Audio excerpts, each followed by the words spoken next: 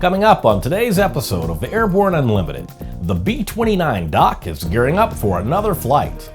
The world's largest aircraft floats out of its hangar. The first Amazon Prime branded cargo plane is introduced.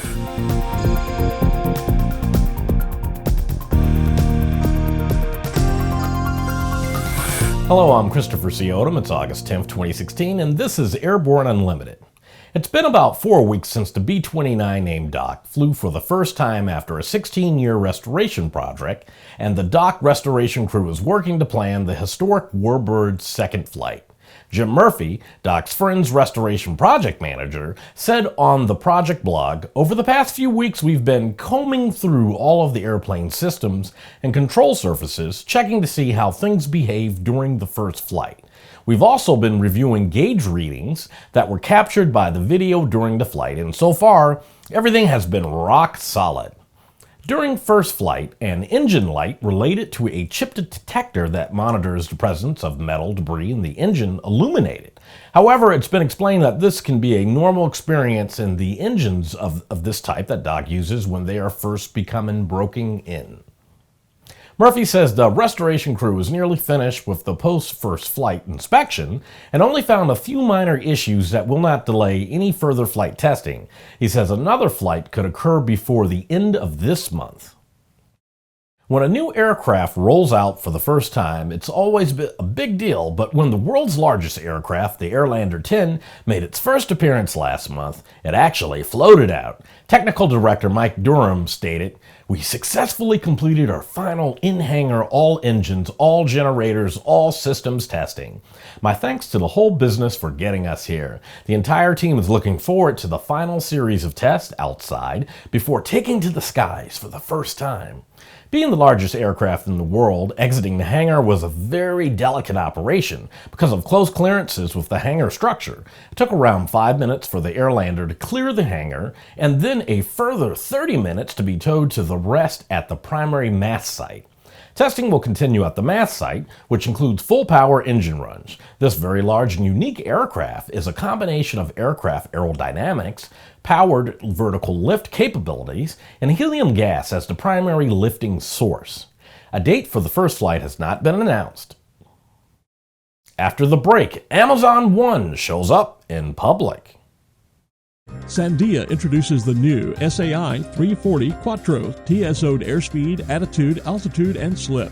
With integral backup battery, safety never looked so good. See it now at www.sandia.aero. Redbird Flight Simulations is dedicated to revolutionizing flight training by designing, manufacturing, and delivering affordable and innovative flight training technologies. Each Redbird device is designed to enhance the training experience for pilots of all levels, from student to ATP. Redbird is quickly becoming the industry standard for flight training. Since Redbird introduced its revolutionary FMX in 2007, colleges, universities, and flight training operations around the world have integrated Redbird products into their curriculum. It's time to discover what Redbird can do for you. Join the migration.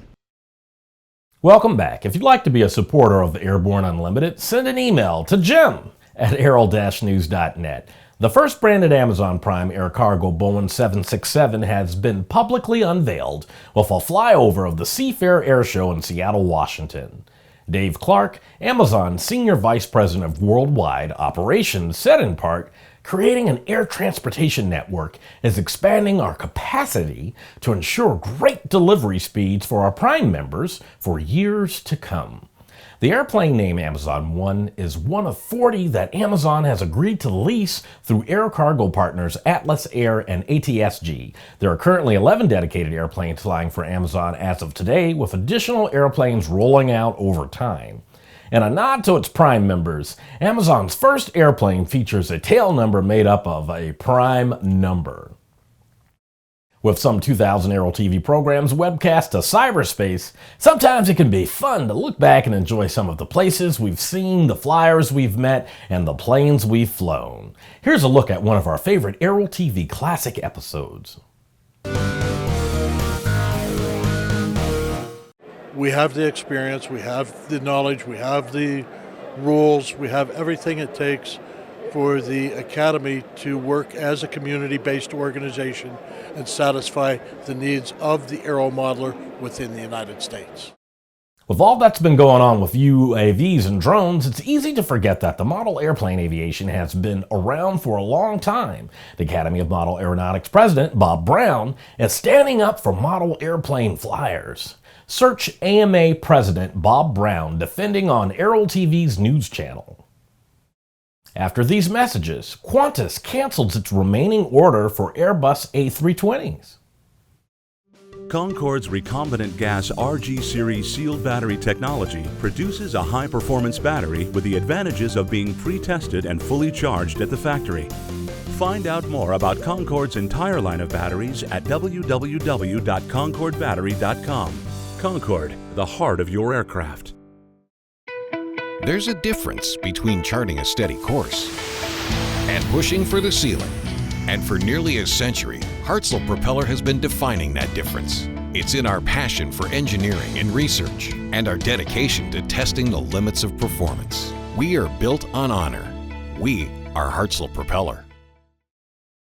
The aviation industry is full of news, and we're summarizing a few of those other great stories in a brief segment we call Around the Patch.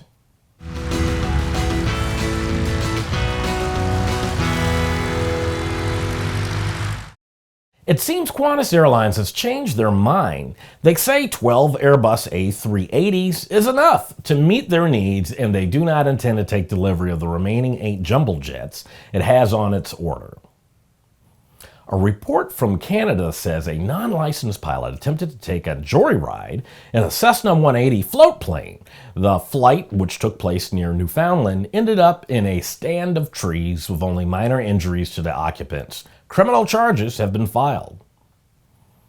XTI Aircraft Company has entered into a preliminary agreement to use the Honeywell HTS 900 engine in their 2/3 scale prototype. Their Trifan corporate jet is planned to have a vertical takeoff landing capabilities. The sample bag used by the Apollo 11 astronauts to collect the first lunar soil samples was mistakenly sold by the government. The sale was mixed up in a criminal case against the former director of the Kansas Cosmosphere and Space Center. An 8th Air Force Reserve Command A-10 Warthog conducted highway landings on a highway in northern Estonia earlier this month. The 8 landings were part of a planned training mission. Note to drivers, an A-10 Warthog always has the right of the way. Well, that's it for today's trip around the patch. Now, let's get back to the rest of the news. A number of airports in the state of Kentucky can now be upgraded, as the state will receive $20 million over the next 2 years to fund overdue airport pavement renovations. In total, 34 general aviation airports are slated to begin pavement improvement projects on aged runways, taxiways, and aprons. The funds will pay for the restoration and maintenance of pavements in poor condition. 10 projects are slated for fiscal year 2017. The first 5 projects will be approved for design and construction, while the second set of projects will be in the design phase only. The second set will proceed to the construction phase as funding permits. All projects are administered through the Kentucky Department of Aviation. Funding was made possible by Kentucky Governor Matt Bevin and the 2016 General Assembly. Well, that's our program for today. Remember that Airborne Unlimited is streamed daily Monday through Friday with additional breaking news bulletins for important stories that fall outside of our normal deadlines. If you're watching us on YouTube, please subscribe and do check us out on Facebook and Twitter. Get comprehensive, real-time, 24/7 coverage of the latest aviation and aerospace stories anytime at aero-news.net. Keep flying! We'll see you tomorrow.